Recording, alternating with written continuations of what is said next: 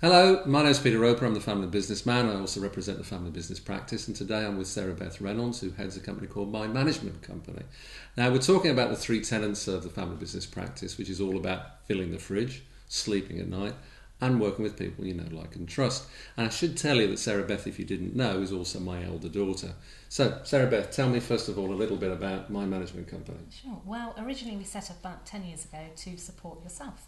As a consultant and professional speaker at the time, you needed a little bit more support with your back office with regards to marketing, arranging your events, sorting out your website, and general invoicing and other admin processes. So we set up to support you, and as these things tend to do, it grew when other people said, do you know what, I could really do with having my diary arranged. Can you sort my travel? Can you sort this meeting room? Could you contact these people for me? Could you arrange this filming? And as I said, and it grew, and we now work with multiple different consultants, professional speakers and associations to help them with their back office support. So, we're talking particularly about sleeping at night, and I know that over the last 18 months, sleep's been an interesting time for you. Perhaps we could talk a little bit about what you found in terms of sleeping at night. Yeah, sure. Well, about 18 months ago or so, we welcomed my son Isaac into the world, which was fantastic. And after a rather short maternity stint, my choice, came back into the office to be more proactive within the business. And what we found was that a lot of the plans we'd put in place were then tested when our son didn't sleep very well, and health-wise wasn't very well either. This obviously has a massive impact on the business and on the team that you have when you've planned for one outcome, but you have another one, and then you have to readjust everything and look at how you're going to work and run the business. I think you probably learned two or three things from this experience, if you like. Well, what would they be? Well, I think one of them would be around the art of delegation. We have a fantastic team, and delegating is not necessarily something that's come naturally to me over the years. I've had to really work at it. I like to do things, get on and do them. So it's taken me a long time to learn how to do it. Learning to delegate more and really pass over a project to someone was something that I really had to learn. But it was the best possible thing for the business, because all of a sudden we were looking at it going, okay, let's take some things off my shoulders. And let's look at the members of the team that we've got that can actually do this. And in fact, why were they not doing it already? Probably because I was holding it back, wanting to do it myself. Sure.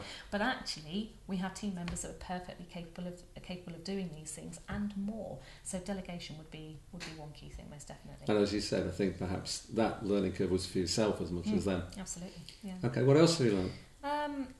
To work very closely with your team. Build a really good team. And that's not just the team that you have perhaps in your office. We have some fantastic ladies that work in our office with us, but our wider team, we have some members of the team who actually work from home and from satellite offices, and looking at that flexi working as well. Some of the team work full-time in the office, which is great, that works well, but some of them work part-time hours and flexi hours from home. I am now one of them. I split my time between the office and being at home. In the modern day world that we live in, flexi working is something most definitely to consider. People have responsibilities, they have families and things, and if we can build a business that works around our team, that works for them as well as them working for the business, we're going to have happier team members.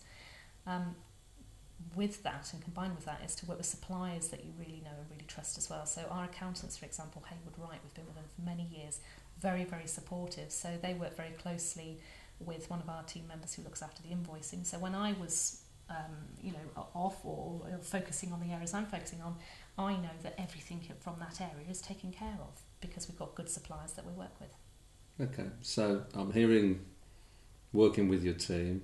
I'm hearing that looking at the art of delegation, that's a two-way thing as well, I guess, with delegation as well. Just going back a second, I suppose your teams had to learn to delegate in a different way as well, and learn how not to delegate to you. Yes. What else? Communication, maybe? Yeah, absolutely. I mean, it's at the key of everything that everybody does. We set up a new system that enabled us to document a project management system, basically, that we could put all our tasks and things that we needed to do into it. So instead of somebody thinking, cripes, I have to do something, where do I go? I'll ring Sarah Beth. They would look at the system and go, okay, this is what needs to happen, this is who I need to contact.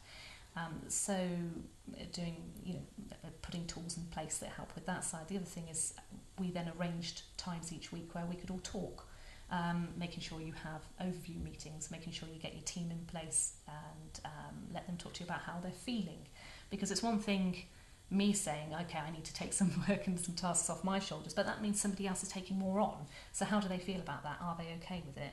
Part of what we discovered was that we needed to upskill. So team members are currently undertaking courses. So they looked at it and said, yeah, do you know what? I do want to do that. I do want to take it on, but I need some more training. Great, okay, well, we'll give you some training. We'll put you on a course. So, but that came about by us having a conversation. So it was opening those lines of communication. So communication, as ever, was in all business, is a big thing. I suppose maybe as a woman, you've learned becoming a mother for the first time as well. I think we talked before about the fact that you can listen to everybody, but at the end of the day, until you're actually there, you don't really know, do you? No, for myself personally, that was very true. For others, it may be to a lesser or greater extent. My younger sister Hazel, who works in the business, she's got 2 children. And she said beforehand, we need to really look at, and she helped with looking at the plan for me working and what that would mean. Other members of the team as well have children, so they understand the needs there. I have to say, until I had a child who had some additional needs, no, I didn't get it. Not completely. I thought I did, if I'm being honest. But then I think sometimes you have to experience these things.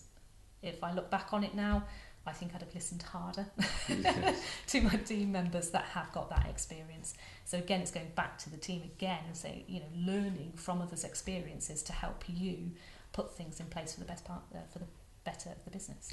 So I'm hearing you saying is perhaps one of the key things you've learned is to be open to learning prior to the event of a baby arriving, which I think everybody can understand that, but I think to be truthful, you do have to go through it, either obviously as a mother or as a father. So, Sarah Beth, thanks so much for your time. So in a nutshell, we're talking about delegation, we're talking about communication and training and development. And I think those are 3 absolute keys for anybody that has a family business that wants to sleep at night. So thanks so much for spending a few minutes of your time to share this with everybody.